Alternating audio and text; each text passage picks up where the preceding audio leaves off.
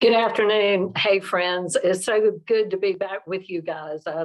I've missed speaking with everyone and happy to see so many great friends joining this webinar. Have not seen or spoken with the majority of you guys since Shift in early October, and I hope you've all been well and safe since that time. Apologies in advance for the little head cold. I think that it sounds like everyone I'm speaking with has some little thing. Just to go ahead and settle it, I'm COVID negative. I ruled that out over the weekend. So keeping my people safe over here. And I hope that you guys are finding ways to live and work and care about the people around you and also be very safe. So welcome to our State of the Industry webinar. It's my favorite webinar of the year. I like to talk about what you guys are talking about. So none of this is to say that I or anyone else on the Hinge team know more about what the industry is doing than you do, or the majority of people working in it every day. But we do have a unique perspective to be able to talk to people all day long. It's all that we do. We're talking with investors in the industry. We're talking to people who have operational challenges. We talk to people who are growing, people that want to invest all over the world, not just here in the US. So we're happy to have 35 states represented here today with you. And we're happy to have 5 countries represented. So a growing international presence in our US early education system, and that makes us happy as well. So welcome, and we hope that you will participate in this webinar. We will leave time at the end for questions and comments. You can participate in a couple of ways. You'll find your Q&A and your chat at the bar at the top of your screen. And also there will be several polls throughout the webinar. I will let you know when there is a poll to respond to. You'll see it appear on the upper right-hand corner of your screen. So let's share our experiences and see if we can help support each other through this craziness that seems to never end. So first of all, what's trending here?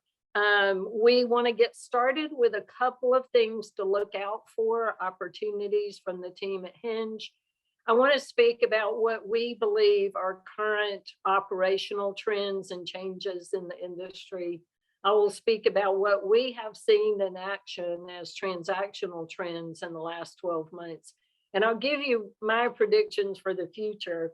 I did want to start with what my predictions were this time last year. And I was just guessing like the rest of us, but we'll see how well we did. So this time last year, I predicted that the industry would recover along with the vaccine release, which I think was only partially true. We did begin to recover as vaccines were more readily available and people felt more comfortable. What I did not predict was the crazy staffing environment, which we will speak more about later. So only 50% right there. I predicted that the industry would be less competitive as providers exited the market. We hear statistics anywhere from 9 to 15% of the industry left the market during COVID, has left the market, which means that theoretically there should be higher enrollments at your school. Probably you're experiencing that, barring staffing issues. So that's predominantly what we hear from our clients. Continued roll up into larger organizations, which I will combine with progressive operators, will continue to be innovative and will grow in the market. That is absolutely correct. We saw a tremendous amount of growth in 2021.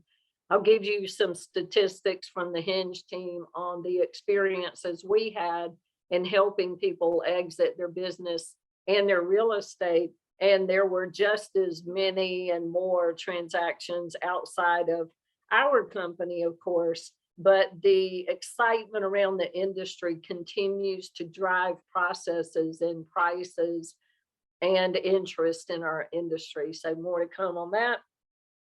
I predicted that the industry would be more highly valued, and I think we've continued to see that happen as we've gone through the last almost 2 years, believe it or not. And I predicted that we would see more support from business and government, which I think we have seen. I will say the next line with trepidation, with less threat from universal pre-K without participation. That, of course, remains to be seen, and more on that in just a minute too.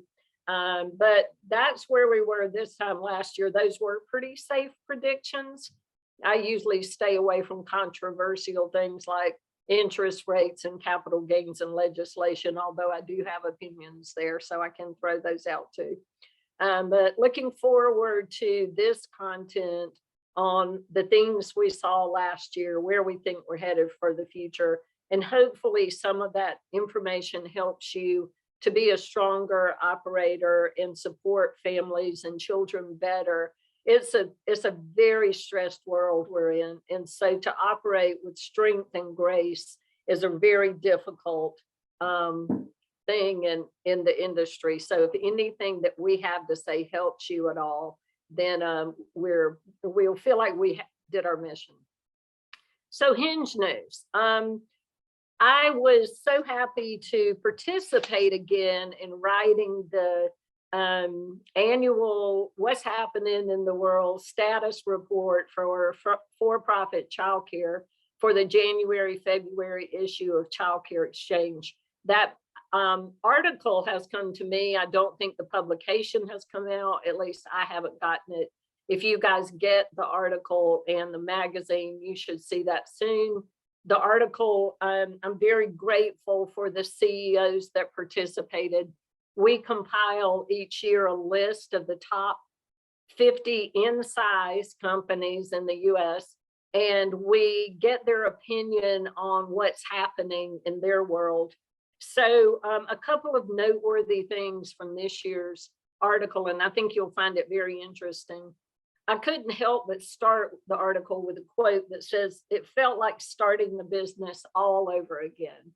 And I think that was my favorite quote because I felt that way as a business owner. I dove right back into every little detail of transaction business to help my team navigate. I'm sure that you all felt the same way as you reinvented your companies and probably are still doing that as I am. We heard that guidelines, and I think this continues, guidelines continue to be challenging because regulating entities often conflict. And I think we continue to hear that opinion. We heard a lot about innovative strategies that happened during COVID and are happening, and namely distance learning models, backup care became huge, modification of classroom layouts, drop off and pick up outside the building, health and temperature screenings, new protocols for shutdowns, employee layoffs, touring during non-business hours or virtually with Zoom or FaceTime, no extracurricular activities, mask mandates, increased interest in 5-year-old kindergarten and elementary grades. I hope that we see that trend continue. So we'd love to hear from some of you guys about whether you've continued that trend into this year. We heard a lot about increased tuition rates to offset higher costs, the increased use of technology, shortened operating hours, and accessing grants and government funding sources.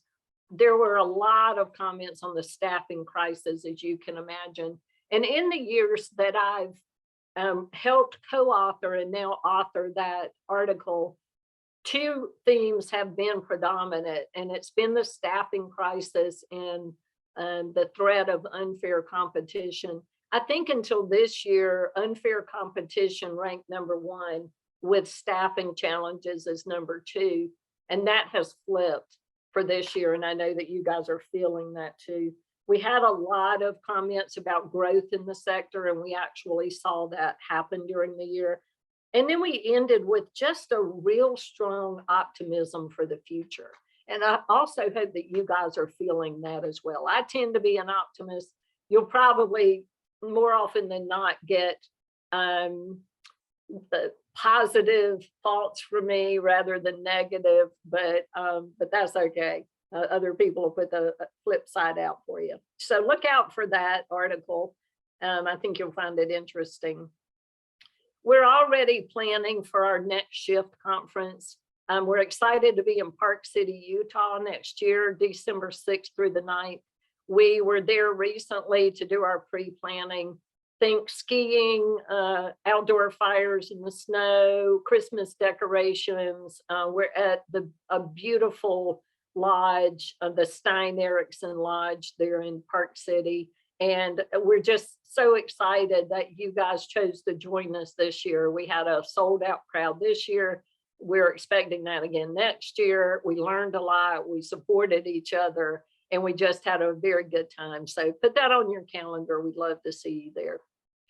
And lastly, from the Hinge team, but not least important, we have been busy this year building out a more robust version of what we've always provided to our clients in our financial analysis tool. So in the past, we had built an Excel spreadsheet that you could input just your average tuition rate and capacity and have that spreadsheet populate to show you what the average school, given your size and tuition rate structure, would spend in each category. We've now built that into a full-blown app where you can input more of your numbers, and the system will analyze for you what we believe are the 5 key areas of your financial health. And that's occupancy, tuition rates, discounting, salary control, and facility costs. In each of those categories, it will also give you ideas about how you can improve the financial health. We have a community forum where you can chat with the Hinge team and also other users who will be able to give you good ideas. And we're going to do some additional business and financial training within that system. We're actually launching next Monday. We're grateful for the many people who offered and volunteered their time to help us review this in the month of December. We got some fabulous feedback. We made some changes, and we're putting that out next Monday.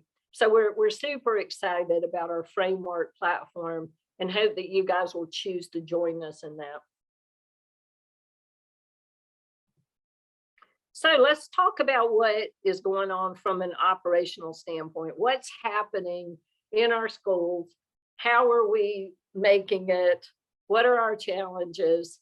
And first of all, we believe that barring staffing issues, that the industry is fully recovered. So in other words, you most likely can take or have the opportunity to take as many children as you can serve. So we're going to pause right here and do 2 polls. And again, you should notice the poll pop up on the right-hand side of your screen. If you will respond, first of all, to, has your enrollment fully recovered? So let's test the Hinge theory here. We expect to get a mixed bag here. Then we'll ask a more detailed question about whether staffing is a hindrance. But are you fully covered? Are you fully recovered in enrollment? I hope that your answer is yes. We're not hearing very many people say that they don't have the opportunity to fill their school. There are just a few challenges in the way.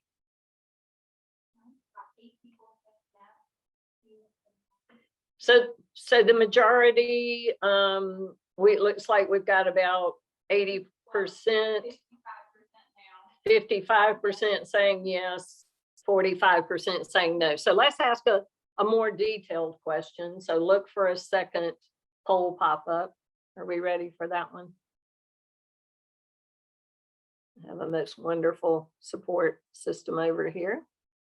And by the way, we have a new platform here that we are using for our webinars. And I hope that you like the interactive features on this. We intentionally switched to a new platform to be able to interact and allow you to participate in our webinars a little more easily. So we're excited about that. So next poll question.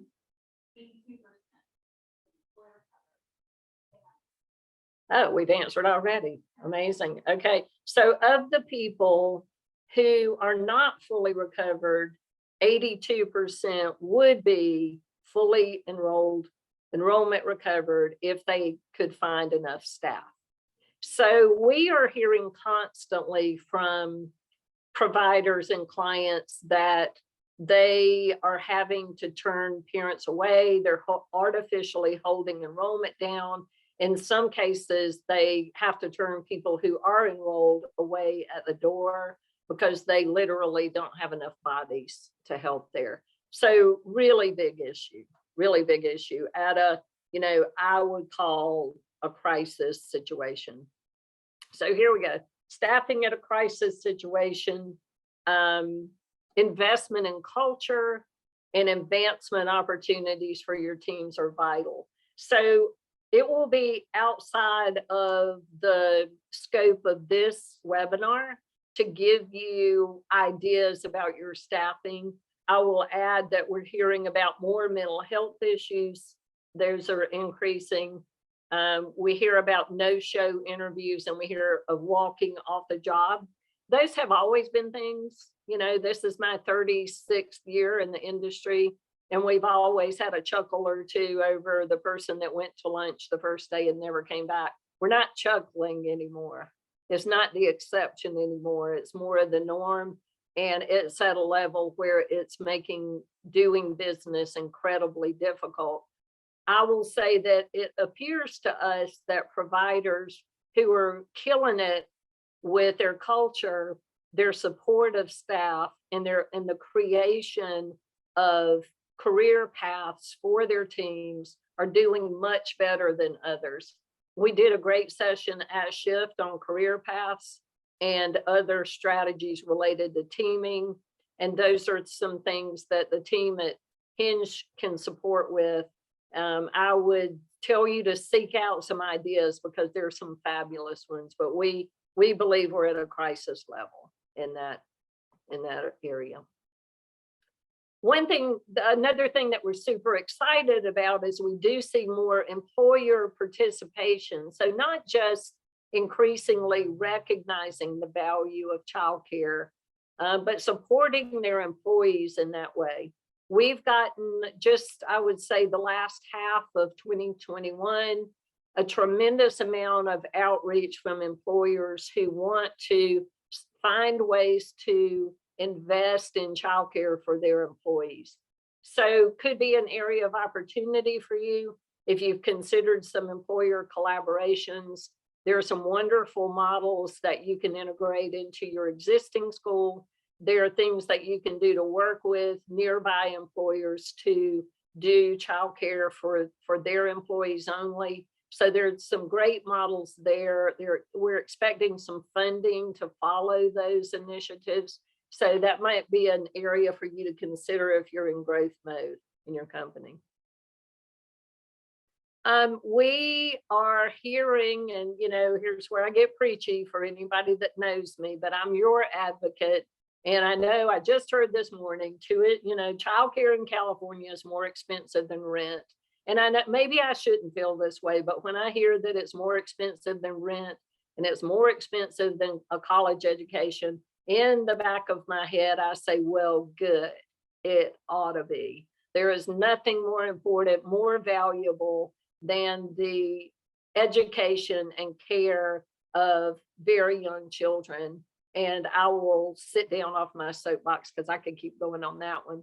But we have heard more bold moves with the increase of tuition rates. We also speak very openly about the hidden danger of discounting. One feature of framework I didn't mention is framework will allow you to play what if games or what if scenarios with your tuition rates, your discounts, changing your rent. You can do them in conjunction with each other. You could say, What if I remove vacation discounts and I increase tuition rates this much? Now, what does my financial picture look like? And you can toggle back and forth between things to make decisions about what's in the best financial interest of your school. So we have another couple of polls here. Have you increased your tuition rates in the last 6 months? I expect they're pretty good majority to say yes. I can't see you guys, so if you say no, it's all right. I won't jump on you like I usually do. Yeses.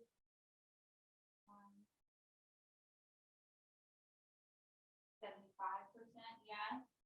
Have a lot more people.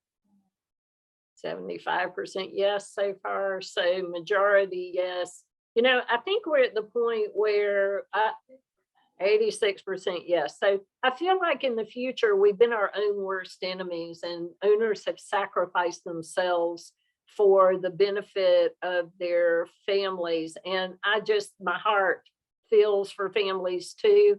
It also feels for you and your ability to continue to serve them. So I'm very happy to see that. I feel like it's not even an option not to do it anymore. It's just at the point where you have to do it to survive. So I'm happy to hear that you've been a little more bold with your tuition rates. Equally important, have you paid attention to discounts? Again, outside of the scope of this, but there are other webinars that we have on specifically discounting.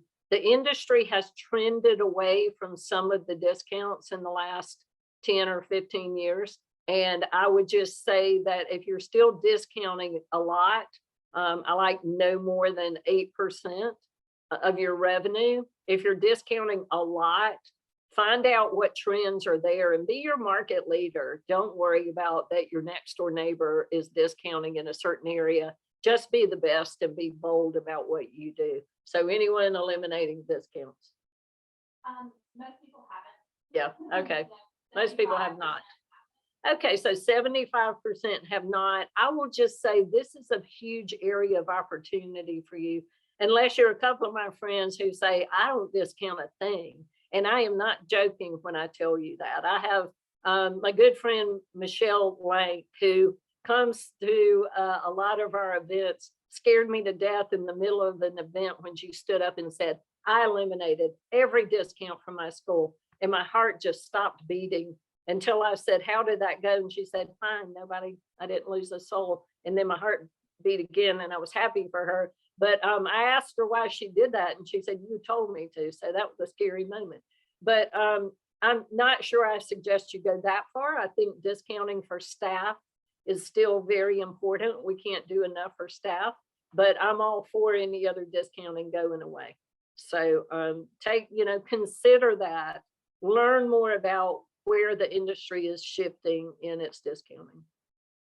Use of more sophisticated systems to operate. So we saw a big increase in ways to communicate with parents and ways to support teams with systems and ways to do things faster and safer.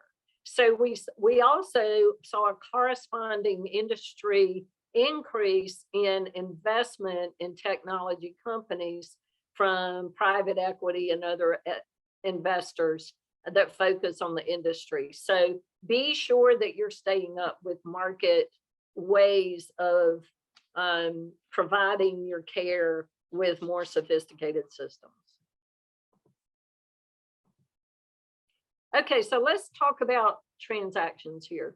The team at Hinge doubled its best year in transactions in 2021. And I say that not to be braggy on my Hinge team, even though they're amazing and I adore them. We had a very busy year and we added 3 people to our team in 2021 to keep up with the growing demand for business and real estate assets and the growing value for business and real estate assets. What that says to me is 2 things. One thing, predominantly that investors are wanting to be in the industry more and more and more. And I feel like the industry is finally getting the recognition that it has always deserved. We've always understood how important it was, but finally we're starting to see that investment look like something that translates to providers. So we're really excited about that.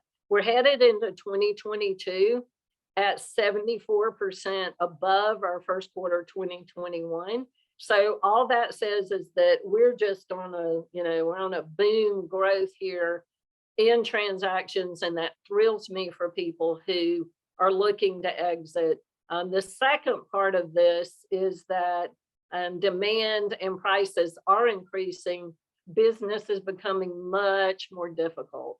So we get the phone call a good bit that says, get me the heck out of here. I say that a little bit funny, but it's a real issue. We saw a lot of people with health issues, a lot of people really struggling to operate. And it was a thrill for us to not only help them move on, but to help them get the best value out of something that they had created 10, 20, 30, 40 years ago. So it was very exciting, and we're rolling into the new year just as strong. We saw business investor interest exploding. So we have had serial investors in the industry. And by that, I mean people who acquire companies forever. We saw that interest increase. We had already seen an increase in international interest. That also took off more and more in 2020 and 21. We continued to see real estate investment increase. There were 2 new real estate investment trusts to invest in real estate in our industry. Started in 2021 with a specific focus on the industry. So more competition for real estate in the industry, and that's exciting for people as well. I mentioned already the international increase. We saw values rise for businesses in the form of multiples. We saw real estate assets increase in value with lower cap rates, and that was just a thrill for our clients.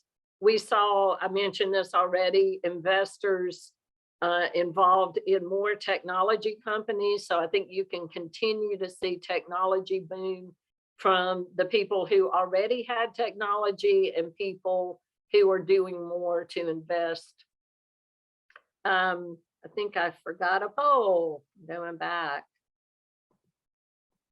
There it is. Okay, so just two questions here. The first question is, have you been contacted by someone that wants to buy your company? So we have seen an explosion in direct outreach.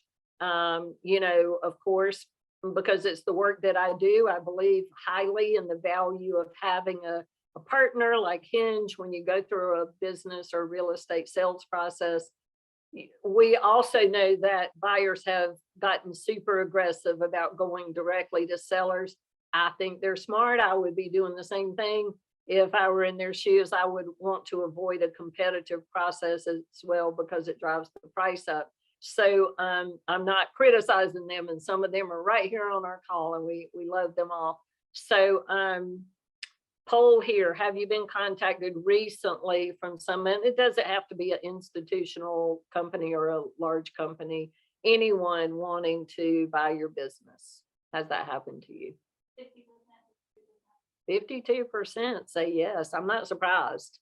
And you should be very proud. You should be proud of what you've built, because these guys are doing good research, and they reach out to high quality companies. So that speaks very highly of the company that you built. And are you looking to grow your company is our second question here, because we believe that while selling prices have increased, we think there's an equally great opportunity to grow in the industry. There are troubled companies, unfortunately. There are dark buildings, unfortunately, and a good bit of growth around those types of assets where you can get into another business or a piece of real estate less expensively than you might if they were doing incredibly well. So anyone considering growing, 70%, there we go. And that's probably why you guys are here. So be sure that our team knows what growth you would like, where you're thinking about going, so we can keep you posted on opportunities that we have in the market. So I'm going to skip past these slides again. Okay, so as far as the transactions themselves go, we started to see a couple of trends over the course of the year in 2021 in the transactions we were running. The first thing was that as we increased in recovery, we started to see less structure and a move back to all cash, and I'll explain that a little bit more. So in the buyer base that the team at Hinge works with, we have all cash buyers that, given a normalized revenue base, pay cash and you check out and go to the beach and you don't have to worry about it anymore. And you either lease or sell your real estate to go along with it, or assign a third-party lease if that's what you have. During COVID, our transactions were based on 2019 and early COVID, because for most people, that was a stronger year. And with cash at closing being paid as a percentage of recovery. For instance, if we based it on 2019 and you were 75% recovered, in general, you would see 75% of your consideration paid in cash at closing and the other 25% in the future as recovery happened. Excuse me again. Sip of water.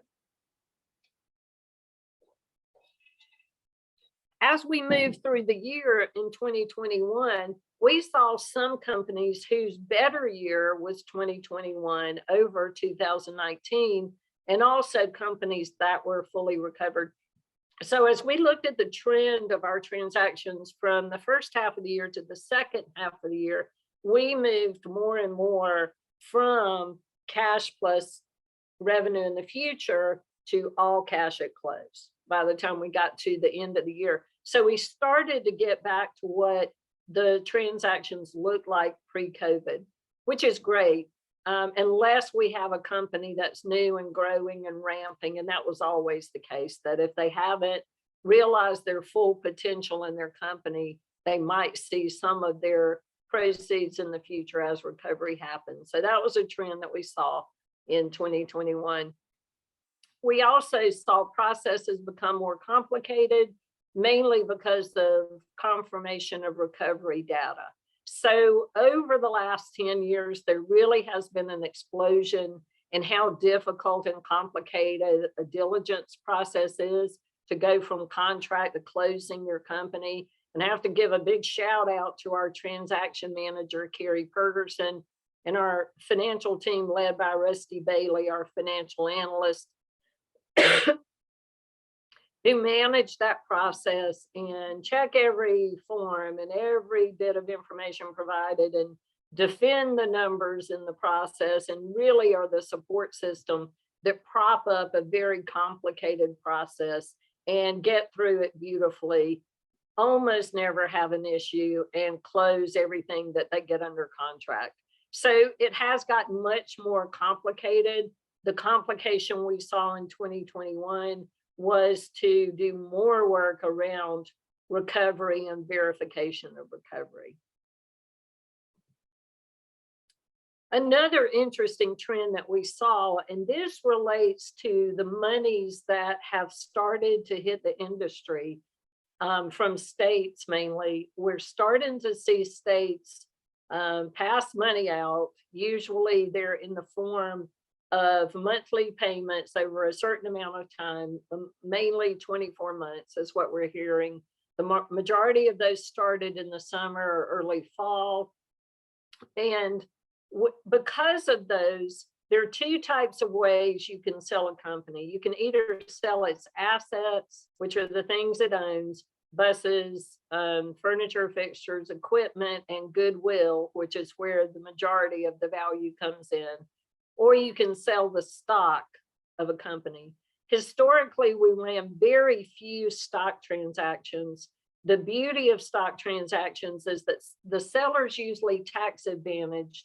And in most states, you don't have to go through a relicensing process, which can really stall the timing of a process. So because of the threat of losing those grant funds, if the entity changed over the course of 2021, we started heavy with asset transactions as we typically did.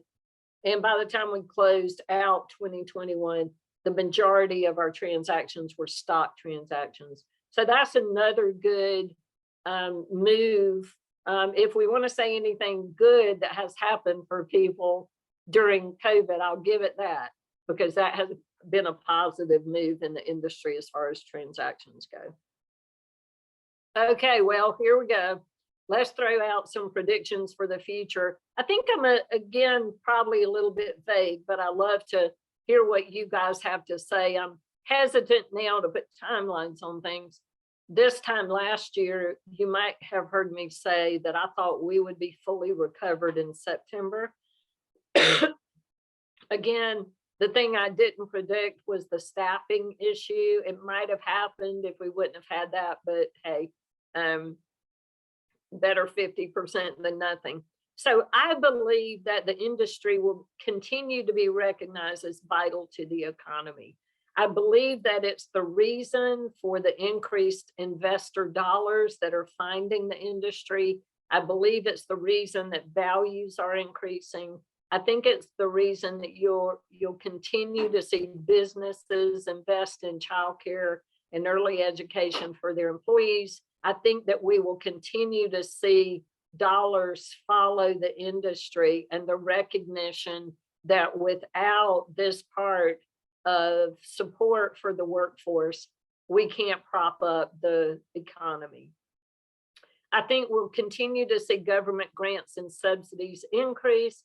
You guys probably follow the legislation as well as I do. We had the House pass its version of Bill Better back on November 19th. We're stalled now in the Senate. It looks like at least the next couple of weeks, voting laws will be a priority there, but perhaps we will see something happen before the State of the Union address in March. So that's kind of the thinking right now. Some of the thoughts are that it might be pared down.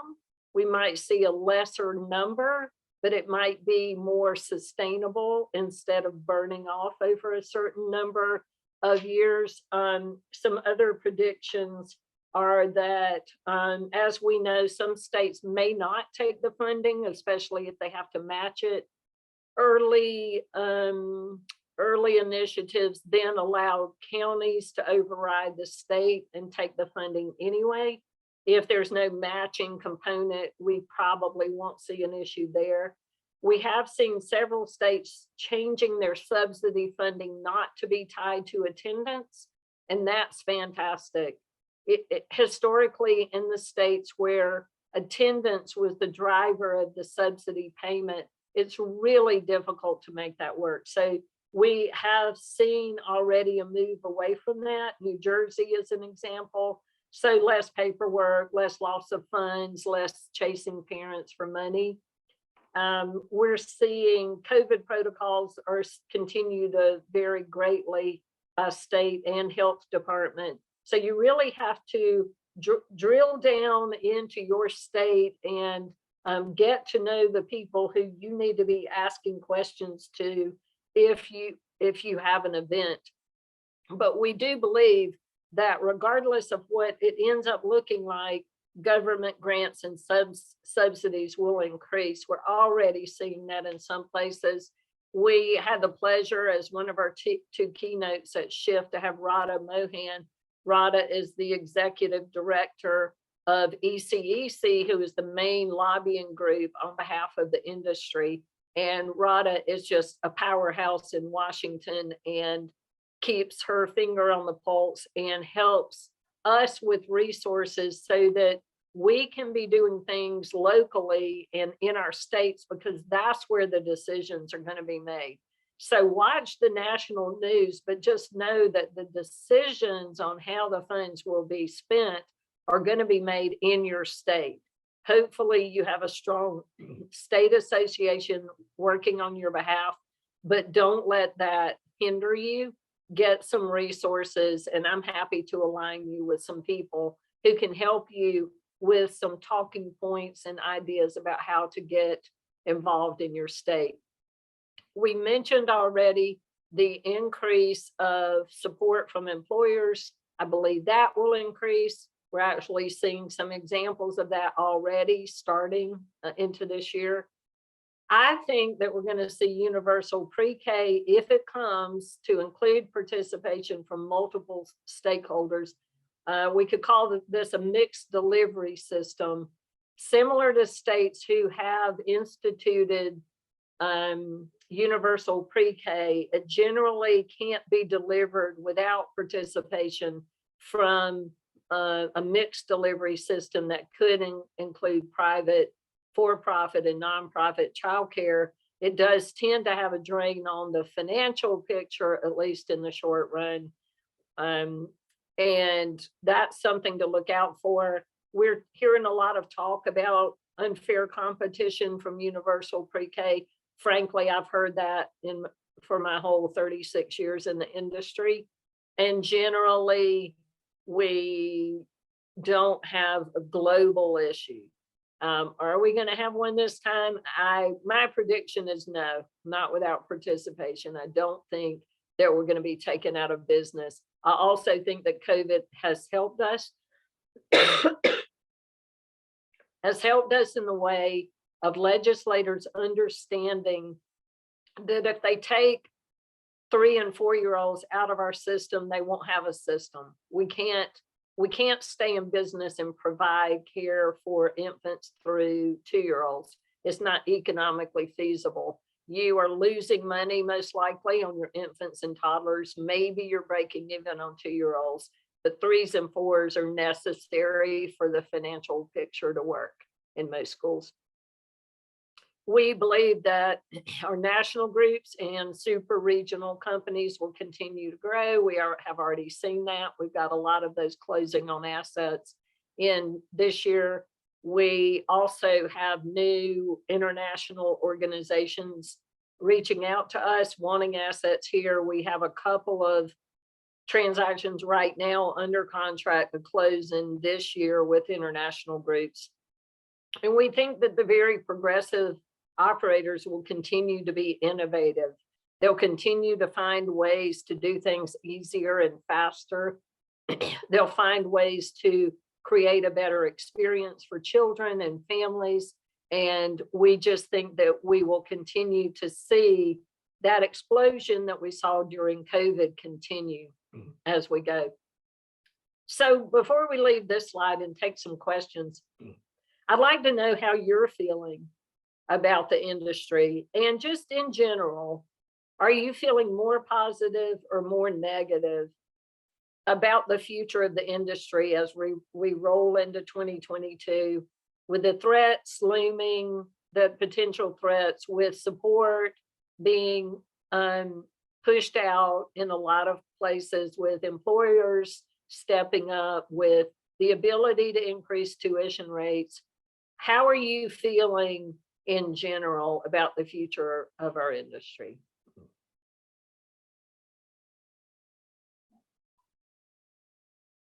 Majority positive, 88%. Yes, those are my people. We've got this, y'all. We've got it.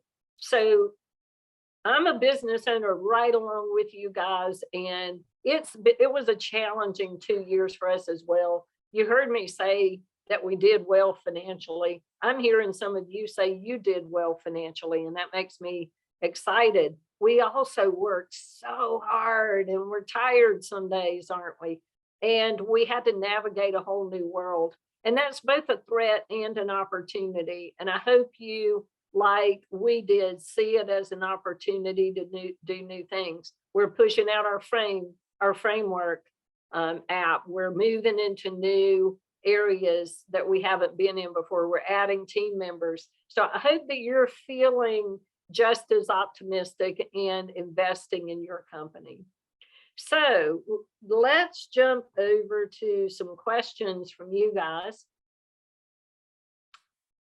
So will you announce the launch of the framework app on this platform, and does it have a cost to use? Okay, thank you for that. I'm going to turn to Meredith when I ask the first part of that. How are we announcing the launch?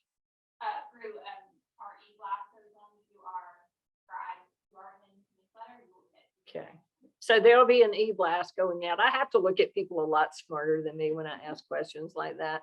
Luckily, we have those here. If you are connected to us by email, then you will get an e-blast to connect to it. And if you're not, go to hingeadvisors.com, to our website, and you can register there. Certainly reach out if you feel like if you got the notification that this webinar was an option. You'll also get information about framework. Thank you for asking, does it have a cost to use? It does have a cost to use.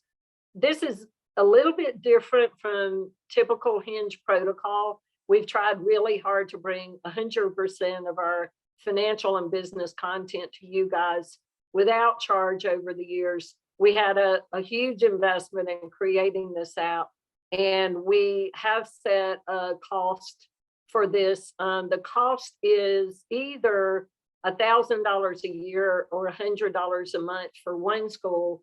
I think you pay about 20% of that for add-on schools.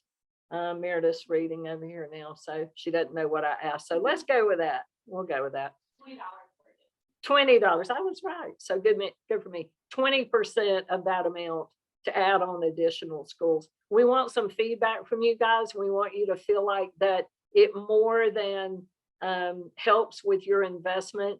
You guys who know me well know that if I ever get a call from someone and they say, hey, I'm struggling out here and I think this tool could help me a lot, I'm going to find a way for you to use it. I'm not going to leave anybody stranded. I'm not expecting to make money off of it. I would like to pay for its costs and its development. So yes, it does. How much do you feel is appropriate discount for staff children? So typical protocol. So I'm going to tell you what protocol has gone to the last couple of years, and then I'm going to sum that up by saying, don't let that be a barrier to hiring. So if it makes the difference in you getting enrollments in, be flexible. But before COVID, the industry was headed toward, so even for a long time, the industry protocol has been free childcare for directors, sometimes assistant directors, and half-price childcare for teachers. Pre-COVID, and I will say for the last 10 years, there had been increasingly some moves toward some limitations. One limitation would be to not discount infants and toddlers at all. Again, you're probably losing money there already, or at best breaking even. So discounting there, especially if you have multiple children discounted, can be very detrimental to the health of your school. Some companies were moving toward a limit of 2 children discounted per employee. And then some were moving toward an overall limit in the school, say 10. And then once they got to that amount, they just had to let future employees know they didn't have a spot for a discounted child. I'm not sure that's the market we're in anymore. Again, if hiring is keeping you from enrolling, you might want to be liberal. If you have to be a little bit more liberal, be liberal on that one. That's the last one of the discounts to consider making changes in. Regarding discounts, how do you feel about eliminating public school teachers enrolling their children in childcare centers being allowed to reduce their schedule during the summer? This is a tough one. Thank you for that question, April. It really is a tough one. We have gotten this question forever, and in my opinion, it hinges around how full you are. So we have had schools who have such demand that they have had public school teachers pay something to hold a spot in the summer, maybe half. Maybe they come X number of weeks or they come half days, and not just letting them disenroll and re-enroll without losing their spot. This gets really tough when parents understand that you're not full anyway and they can come back if they want to. I imagine in this environment, there are more people than not who have the demand. And I would suggest having them pay something to hold their spot. And then hopefully you can offset them with some summer campers and maybe some after school or some preschool summer campers. How would one get connected to business interest in their community? Chamber groups are a great place to start. I also think a really strong one is if you have several parents who are employees at a certain industry, that's a fantastic way to go. They might even be able to get you aligned with the HR person at that industry.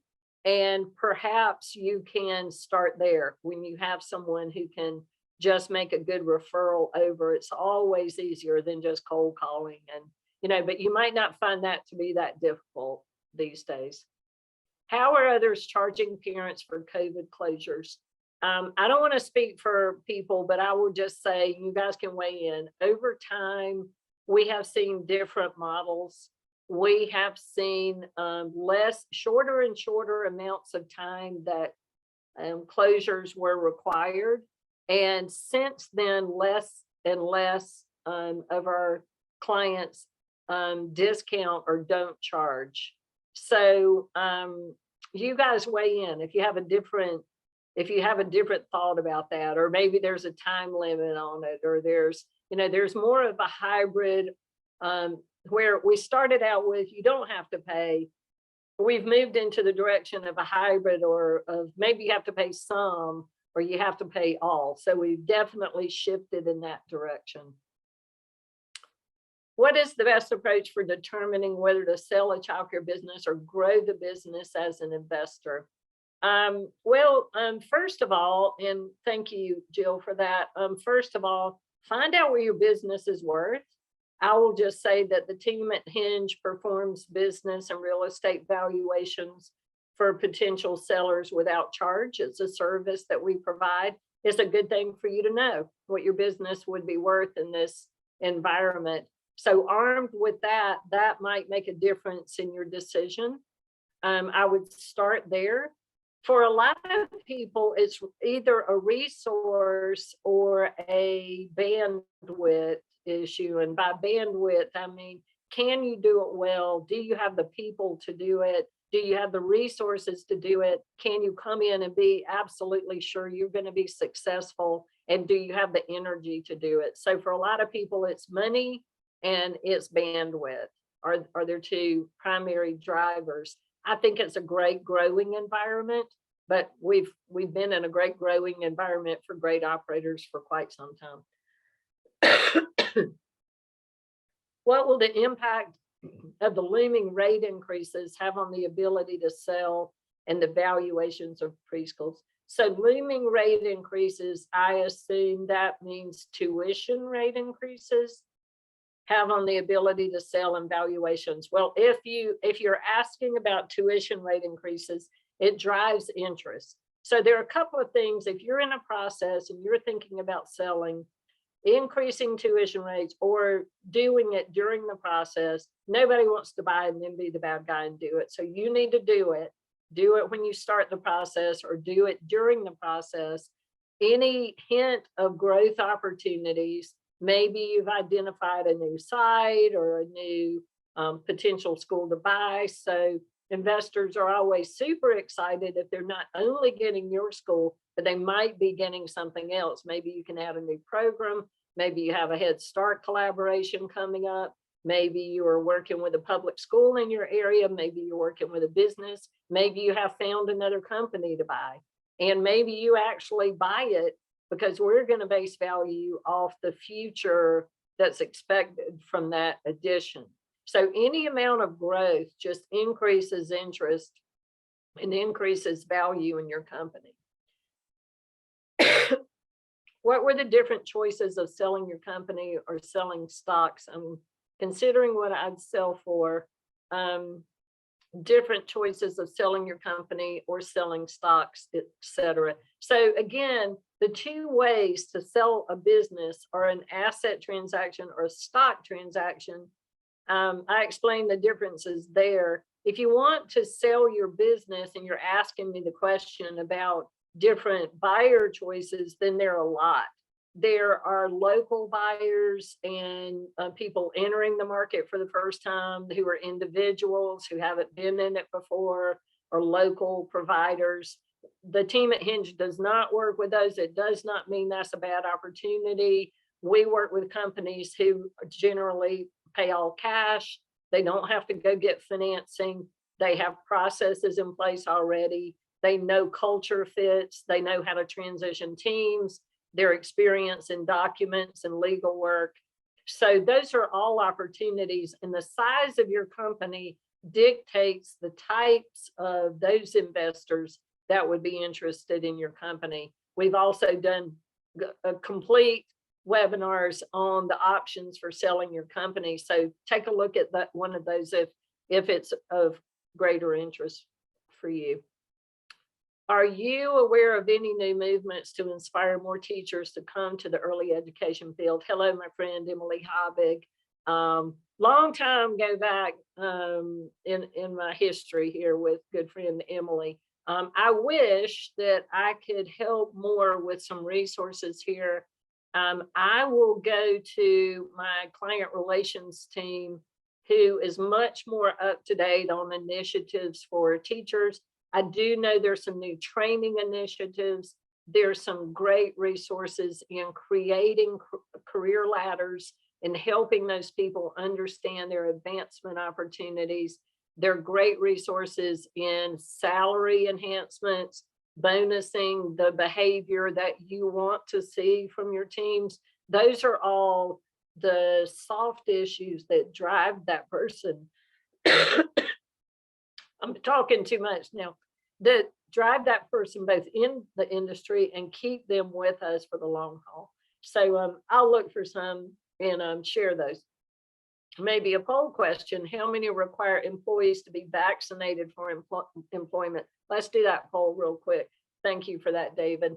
How many do you require employees to be vaccinated for employment?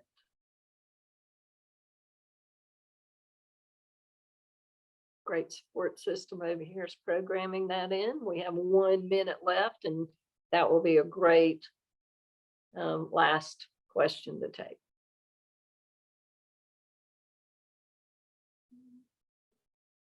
This is a tough one, and I'm glad you asked that, because I haven't asked it recently, David. My guess is going to be, let me just do a last prediction. Hopefully I'm not wrong. That sets a bad precedence for this thing, but my guess is no. I think that it's hard enough to get teachers without requiring vaccinations, but I could be wrong. So 75% do not require vaccines. I hope that you're seeing vaccines anyway, even though you don't require them. I know this is it's just a global employment issue. It's not just a childcare issue. It's an issue in the healthcare field.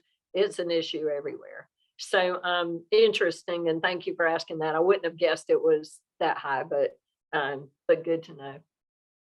I thank you all so much for joining us. I hope that you'll be a part of the content and the support we give to each other throughout this 2022 year. I think that if you stop for a minute and you think about where you've come in the last 2 years, because I know we're on the wrap wheel, I'm there too, but just stop for a minute, look back to where you were 2 years ago and look at where you are today. I suspect you'll find yourself a better leader. You'll find your team stronger. You'll find your offerings for families and children to be more creative and stronger.